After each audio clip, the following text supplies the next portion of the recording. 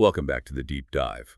Today, we are not just reading the news, we are stepping into a crime scene. Yeah, that's exactly what this feels like. Right. I want you to picture a crowded ballroom.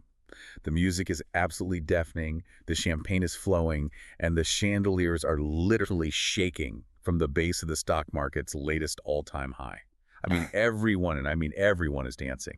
It is the party of the century, the soft landing party. Exactly. But over in the corner, in the shadows, there's one man, and he's not dancing, he's not drinking, he's checking his watch, and he's watching the exits being locked, one by one. That man, of course, is Michael Burry, the man who famously dissected the housing market cadaver before it was even cold. And if you've been following the financial headlines recently, you know he is back. He is. And he isn't just watching anymore. He has placed what many in the media are calling a financial suicide bet against the current market darlings. We are talking about the headline that absolutely stopped everyone in their tracks. A $1.6 billion short position against the market, specifically targeting the AI sector. That's the number that grabbed the world's attention. 1.6 billion. It sounds like he's pushing every single chip he owns into the center of the table. But today on this deep dive, we need to apply what I call the morgue rules. The morgue rules. I like that. Right, because we aren't here to just hype the headline. We are here as forensic analysts. We have to perform an autopsy on the patient, the global economy, to find the systemic necrosis that Burry claims he has identified. Systemic necrosis. That sounds incredibly ominous. It is. I mean, it implies that parts of the system are already dead. We just haven't smelled the rot yet. So we are dissecting Michael Burry's bet. And the stakes here, well, they're pretty high. We're either looking at a masterstroke of genius from the guy who saw the subprime crisis coming when everyone else was totally blind, or we're looking at the first piece of evidence for a total collapse of the financial system as we know it. Right. It's a binary outcome, essentially. He's either the boy who cried wolf one too many times, and let's be honest, he has been early before, right, or he's the only one seeing the structural rot in the foundation. So let's unpack this. We have a stack of sources today that is frankly terrifying and fascinating in equal measure. We've got the 13F filings, we've got excerpts from his new newsletter, Cassandra Unchained, and we have this trail of cryptic social media signals. And a fair warning to you listening right now. This deep dive goes into some dark corners. We're going to talk about potential accounting fraud, we're going to talk about market schizophrenia, and we're going to discuss why your own retirement fund might be sitting directly on a fault line. Let's start with the elephant in the room, the number. $1.6 billion. Yeah, the media screamed that Burry bet $1.6 billion against the market. Is he truly all in? Like, is he betting the farm on this? This is where we have to put on our forensic gloves. Yeah. We have to look at the crucial distinction between nominal value and premium paid. This is a classic case of media sensationalism versus actual financial reality. Okay, break that down for us, because when I see $1.6 billion, I naturally assume he wrote a check for $1.6 billion. Right, and that's exactly what the headlines want you to think because it gets clicks. But here's the actual mechanism. When a hedge fund files a 13F with the SEC, which is the form that discloses their holdings, they have to report the nominal value of the shares controlled by the options they hold. Okay. So let's say you buy a put option, which, for those who don't trade options, is simply a contract that gains value if a stock goes down. Right. It's a bet against the stock. You want the price to drop. Exactly. Now, you might pay just a few dollars for that contract, but that single contract controls 100 shares of the underlying stock. The SEC filing shows the total value of those 100 shares, not the few dollars you actually paid for the contract. Ah, okay. So, to use an analogy, if I buy an insurance policy on $1 million house, the paperwork might say coverage is $1 million, but you only paid maybe $1,000 for the actual policy. Precisely. That is the perfect analogy, and that's exactly what happened here. The headline screamed $1.6 billion bet, implying he risked that massive amount of capital, but the forensic detail shows something entirely different. What are the real numbers, though? Well, let's look at his position against Palantir, which is one of his major targets. He bought 50,000 put contracts. The nominal value of the shares those contracts control was huge, hundreds of millions. But the actual cash he laid out, the premiums, closer to $9.2 million. Wow, that is a massive difference. We're talking about a fraction of the headline number. So he hasn't liquidated his entire life savings to make this bet. No. And this insight is crucial for understanding his actual strategy. This isn't some reckless gamble where he's throwing everything on black at the roulette wheel. It's a high-leverage trigger mechanism. He is engaging in asymmetrical warfare. Asymmetrical warfare. Yes. He pays a relatively small insurance premium, that $9.2 million, for a payout that could be exponential, but only if the system crashes. If he's wrong, he loses the premium. It stings, sure, but it doesn't kill him. If he's right, the payout is staggering. So it's not a suicide run, it's a sniper shot. Exactly. It's a calculated bet on fragility. He isn't betting the house. He's buying fire insurance on a building he firmly believes is already burning, even if the residents haven't smelled the smoke yet. That makes it almost scarier, doesn't it? Yeah. It implies he's so sure of the structural damage that he doesn't need to risk immense capital to make money. He just needs the leverage to be in place when it gives way. Right. But let's get to the why. Why does he think the building is burning? Because this brings us to the tumor. The systemic necrosis. This is the absolute core of his thesis. Here's where it gets really interesting. Burry isn't just saying AI is overhyped, like, oh, the valuations are too high, PE ratios are stretched. We hear that every single day on financial networks. He's going much further. He's saying the profits are fake. He's basically using the word fraud. He is, and he's pointing specifically at the hyperscalers. We're talking about the titans of the industry. Meta, Oracle, Amazon, Google, Microsoft. Burry's argument centers on a very specific, very boring-sounding accounting term that hides a massive secret: depreciation. Depreciation. Okay, for those of us who aren't CPAs, walk us through the depreciation trick. How do you use depreciation to fake a profit? It works like this. These hyperscalers are spending tens of billions of dollars buying NVIDIA chips, the GPUs, to run their AI models. Those chips are expensive physical assets. Normally, under standard JAP accounting rules, when a company buys heavy equipment, they have to write off the cost of that equipment over its useful life. Right, standard accounting. You spread the pain out. If a server costs $100,000 and lasts 4 years, you expense $25,000 each year against your revenue. Correct.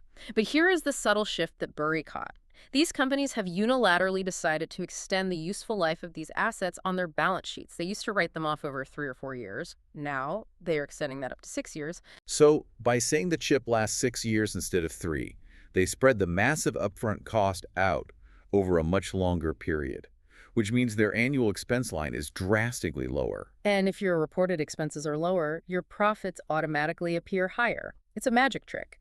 By changing one single number on a spreadsheet, literally just changing the assumption of how long a piece of hardware lasts before it's obsolete, you artificially inflate your current profits. It feels like finding loose change in the sofa, except the sofa is a corporate accounting ledger, and the loose change is billions of dollars. Billions is right. Burry's forensic data is staggering here. He estimates that big tech will overstate profits by roughly $176 billion solely due to this accounting trick. $176 billion in phantom profits. Right. That's the GDP of a small country. That's not a rounding error. It isn't, and he gets very specific. He predicts Oracle's profits will be overstated by 26.9%, Meta's by 20.8%. These are fundamental distortions of reality. Investors are looking at the bottom line thinking, wow, look at these margins. AI is a cash machine.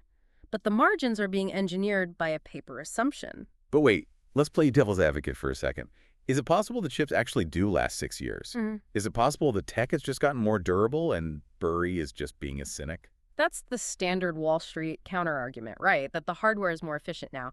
But let's look at the physical reality. Burry contrasts the spreadsheet fantasy with the burnout reality. Think about how these AI chips are actually used. They aren't sitting in a quiet, air-conditioned office running Excel spreadsheets for a few hours a day. Right, they're crunching massive large language models. They are racked in massive high-density data centers, running at 100% compute capacity 24/7, generating immense thermal loads. It's like running a sports car at the red line, continuously, for years. You wouldn't expect a Ferrari engine to last as long as a Honda sedan driven to church on Sundays. It's a great visual. You redline a Ferrari for 3 years straight, the engine is going to melt into a block of slag. Exactly.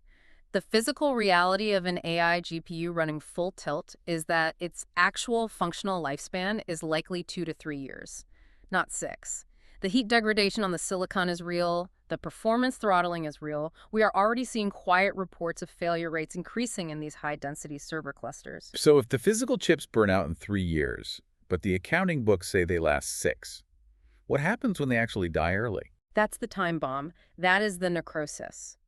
When those chips fail early, the companies can no longer depreciate them slowly over the next 3 years. They have to take a massive, sudden cliff of write-downs. They have to recognize all that remaining loss at once. And worse, they have to buy entirely new chips sooner than they budgeted for. So the incredible profits they are reporting right now to Wall Street, they're essentially borrowed from a future disaster. Correct. They are pulling future earnings forward to make today look phenomenal. Burry explicitly calls this one of the most common frauds in the modern era. So what does this all mean for the stock price of these hyperscalers? Because if the E and the PE ratio is wrong, It means the price-to-earnings ratios that every analyst uses to justify valuing these stocks are a total lie. The earnings are inflated. The market is valuing these trillion-dollar companies based on earnings that don't practically exist. If you adjust for the real depreciation, if you force them to do the math, honestly, the stocks are vastly more expensive and less profitable than they appear. and that leads us directly to his actual targets. Because Burry isn't just writing angry letters to the Financial Accounting Standards Board. He's putting his money where his mouth is and betting against specific companies. Target A, NVIDIA. The king. The arms dealer of the AI revolution. Why attack the king? It's a brilliant play on the supply chain. If Burry is right about the accounting fraud, then the hyperscalers who are NVIDIA's biggest customers are eventually going to hit a brick wall. They will realize their chips are burning out, the replacement costs are skyrocketing, and they aren't generating the consumer return on investment they promised their own shareholders. And if the big customers hit a wall and stop buying May? NVIDIA faces a catastrophic revenue cliff. NVIDIA is currently priced for infinite growth. The market just assumes Amazon, Meta, and Microsoft will buy tens of billions of dollars of GPUs forever. Burry sees a demand collapse coming when the accounting tricks stop working and the CFOs finally step in and say, we can't afford this anymore. The ROI just isn't there. He also had a major critique of their stock buybacks, didn't he? He did, and this is a classic Michael Burry value investing critique. He pointed out that NVIDIA spent billions of dollars on stock buybacks at all-time high valuations. He argues this yielded effectively zero actual shareholder value. Because they're buying at the top. Right. It's just financial engineering to prop up the stock price and executive compensation rather than investing that capital into something that creates long-term resilience or a new product line. He absolutely hates when companies buy their own stock at the top of a massive bubble. Okay, so that's the arms dealer. Now let's talk about Target B Palantir. This is the biggest disclosed short position by contract volume in his portfolio. Palantir is a different beast entirely. If NVIDIA is the hardware of the bubble, Palantir is the religion. The religion. I really like that description. It definitely has a cult following online. It absolutely does. Palantir represents what Burry diagnoses as market schizophrenia. It has these massive, opaque government contracts. It deals in secretive military data analytics, spycraft stuff. And it has this rabid retail investor following that treats the stock and its CEO like a deity. It trades on sweeping stories and mystique, not just fundamental cash flow. And Burry historically hates a story stock. He despises them. His angle here is purely behavioral. When macroeconomic sentiment shifts, story stocks are the ones that fall the absolute hardest. If a recession hits, or if the AI fake profit narrative finally breaks, the religion loses its followers overnight. He bought 50,000 put contracts with a strike price of $50 expiring in 2027. Wait, a strike of $50? That's way below where it was trading when he bought those puts. That's a deep, deep out-of-the-money bet. It is. It's a disaster hedge. He's betting that the delusion won't just slowly deflate. It will violently break. And when it does, Palantir won't just experience a minor dip, it will crater. He's betting on a complete systemic repricing of the narrative. He thinks the story is going to abruptly change from world-saving AI oracle to overhyped government IT consultant. It's a fascinating dual-pronged attack. He's attacking the physical hardware provider with NVIDIA and the software mystique with Palantir simultaneously. But he didn't just place these massive bets and sit back at his office. He did something really drastic late last year. He effectively left the building. This is the major pivot in the story. Michael Burry deregistered his hedge fund, Scion Asset Management. Deregistered. That sounds incredibly final. It's hugely significant. He wrote a final letter to his investors, the few he had remaining, stating very bluntly that his view of value is not in sync with the current market. He basically said, I refuse to play a rigged game with other people's money anymore. That feels incredibly ominous. Right. It's like the designated driver throwing his keys on the bar counter and saying, I'm walking home, you guys are on your own. And right after he shut the doors on the fund, he launched the newsletter, Cassandra Unchained. The historical symbolism there is definitely not subtle. Not at all. We all know the Greek myth, right? Cassandra was the Trojan princess who was given the gift of absolute prophecy by Apollo, but then cursed so that no one would ever believe her warnings. She foresaw the fall of Troy, she warned everyone about the wooden horse, and she was entirely ignored and mocked until the city burned to the ground. Burry clearly, deeply identifies with Cassandra. He does. He used it as his Twitter handle for years. Yeah. And by launching this Substack, he's removing the regulatory muzzle. As a hedge fund manager, there are strict limits on what you can and can't say publicly. You have compliance officers breathing down your neck constantly. As a private citizen publishing a newsletter, he is unchained. So he can just say whatever he wants. Exactly. He uses this new platform to publish totally unfiltered, raw research on market bubbles and historical economic patterns without looking over his shoulder at the SEC in the same way. So he's shouting from the rooftops now. But let's talk about what he actually does own. Because if he hates the current state of the market this much, is he just sitting on a giant pile of physical cash under a mattress? No, and this is the part of the autopsy that I find most valuable because it gives us a survival guide. He has built what I call a recession portfolio.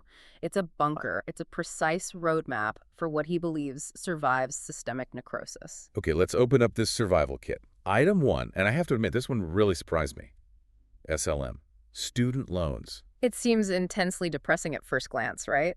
Betting on student debt. It feels very cynical, like betting on the continued misery of college graduates. Well, Burry is nothing if not a cold realist. His rationale is that SLM is the ultimate stress gauge for the consumer. Think about it. In a severe recession, what's the first thing you cut from your budget?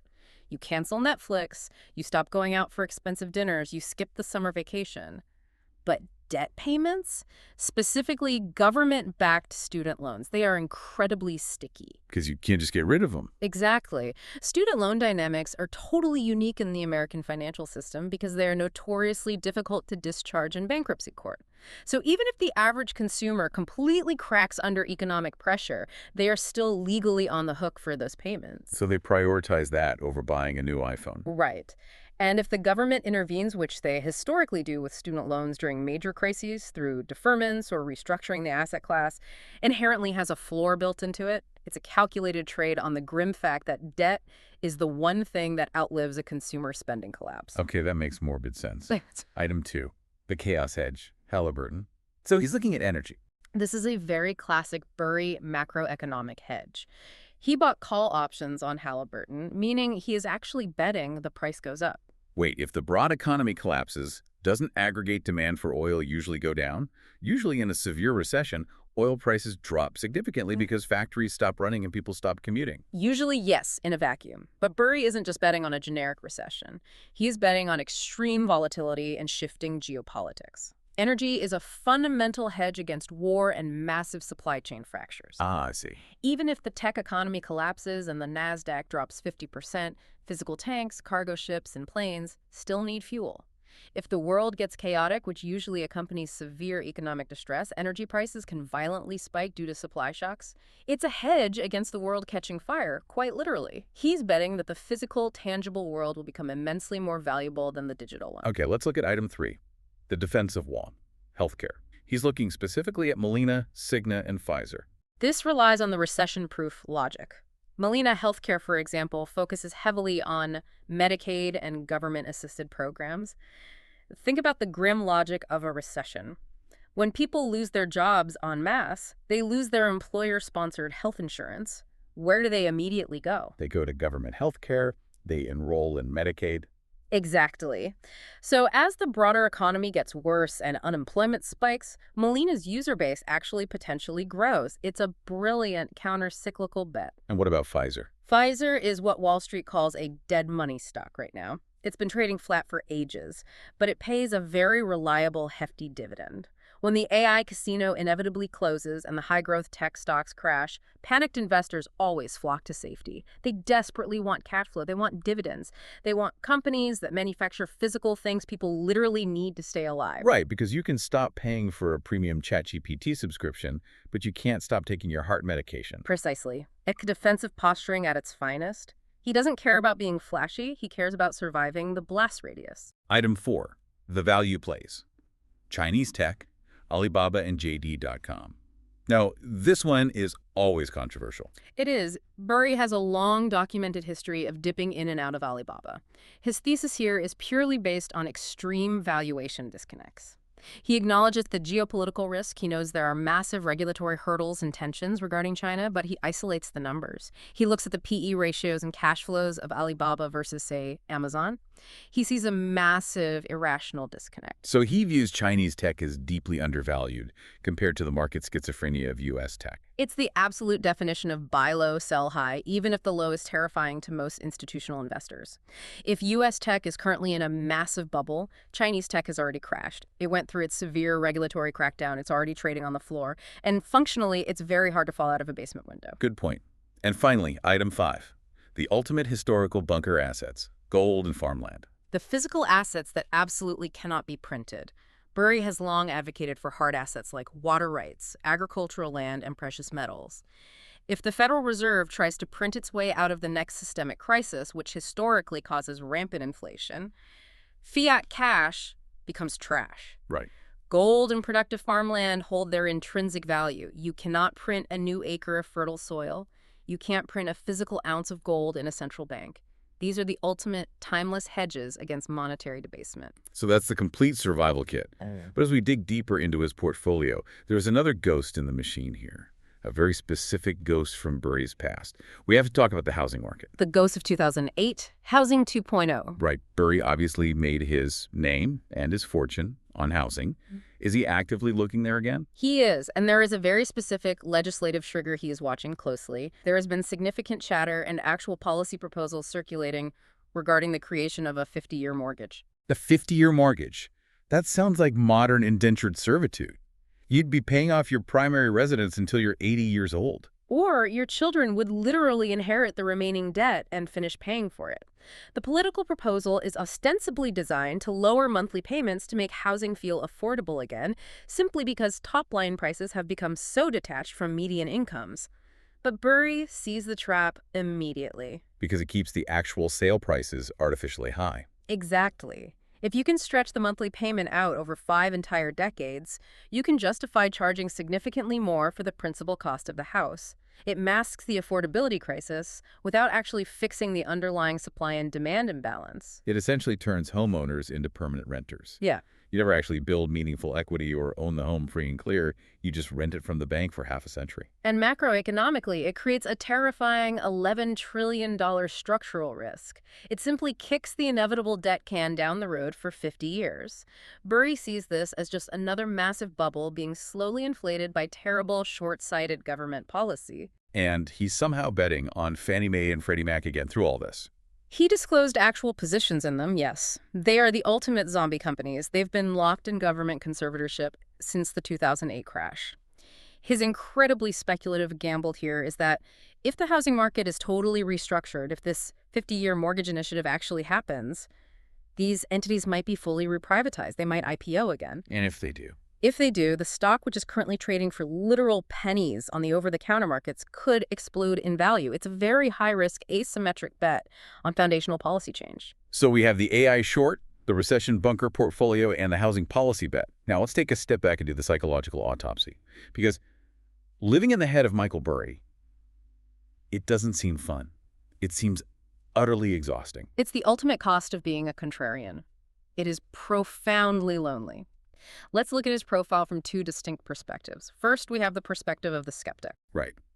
The skeptic says, Burry is just a broken clock. He's successfully predicted 15 of the last 3 market crashes. He's always seeing a catastrophic crash around every corner. He was short Tesla way too early and got heavily burned. And frankly, that is a completely valid criticism. He has been notoriously early many, many times.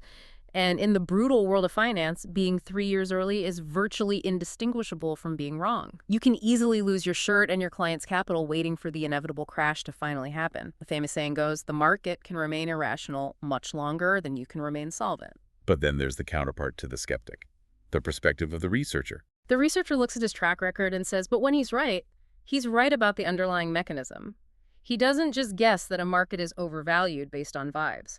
He rigorously reads the footnotes. He sees the hidden structural fractures. In 2008, he physically read the mortgage bonds and saw the adjustable teaser rates that were going to reset and explode. Now he sees the specific depreciation schedules on NVIDIA chips. He actually maps out the plumbing of the financial system. And crucially, he sees the index bubble. Yes. This is his current overriding obsession, the massive hidden risk of passive investing. He forcefully argues that because 50% or more of all the equity money in the market is now parked in blind index funds like S&P 500 ETFs, there's virtually no one left doing actual price discovery. Let's explain that concept of price discovery for the audience because it's vital. Well, in a normal, healthy, functioning market, you have human analysts looking at a specific company, deeply analyzing its debt load, its product pipeline, its management team, and deciding, okay, this specific stock is worth $10 a share.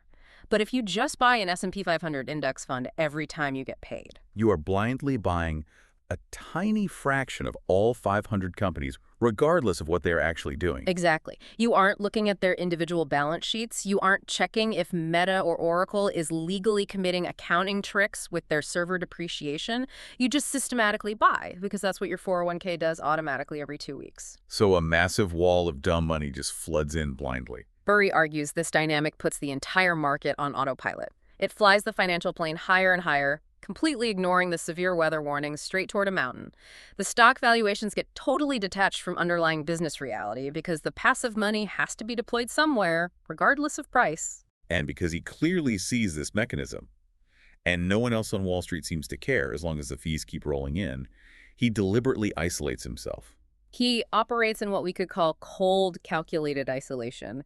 He closed his fund precisely to stop having to answer to panicked or greedy investors who constantly ask, why aren't we making 30% on NVIDIA right now like everyone else? He wants to be totally alone with the raw data. He wants to sit quietly in that dark corner of the ballroom and just watch the locked exits. So we've unpacked the massive $1.6 billion bet, the accounting fraud thesis, the specific targets, and the survival kit.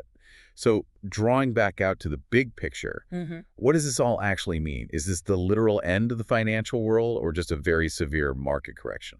If you look objectively at the totality of Burry's thesis, he isn't betting on the end of the world. He's betting on the end of the delusion. The end of the delusion. Yes. The pervasive delusion that AI software profits are infinite when they are actually being artificially inflated by $176 billion in accounting tricks. The delusion that data center hardware lasts forever when the physics dictate it's burning out in 3 years. The delusion that the American consumer is historically strong when they are actually drowning in sticky, inescapable student and credit card debt. And finally, the delusion that passive index investing is inherently safe when it's actually a severely crowded theater with all the emergency exits chained shut.